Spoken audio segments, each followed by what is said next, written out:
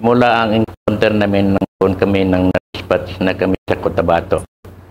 Pumasok kami sa camp ng mga rebelde, sa training ground ng Pinas.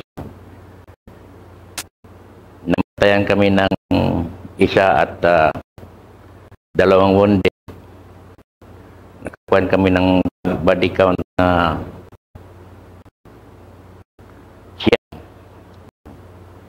saka yung naka-recover ng hindi ko matandaan.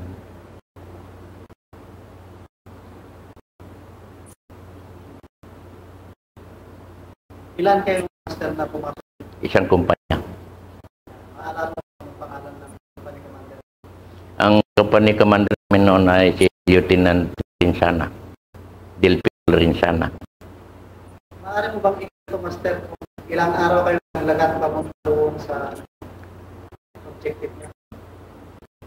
Ang nagkad kami ng 3 araw bago namin na marating yung objective namin. At nasubukan kong kumain ng mga prutas, mga kamote. Tapos nang wala na kaming tubig, nag-inom lang kami sa mga kuwan ng saging, may makita kami saging. Kasurvive kami mga 2 araw. Nang makarating na kami doon sa objective, yun na. Nag-kuwan kami. Recon, tapos madaling araw,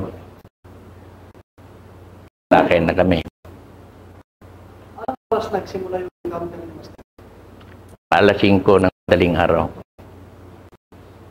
Natapos hapon mga alas 5. Yung maklearing namin mga alas 5.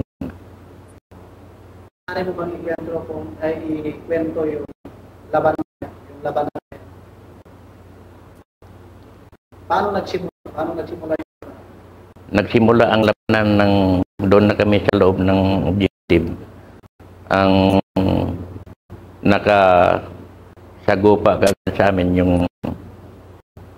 yung weapons platoon namin na under ni Lieutenant Lorenzana, Delpino Lorenzana, yung CO namin. At namatayan kami ng 2 wounded.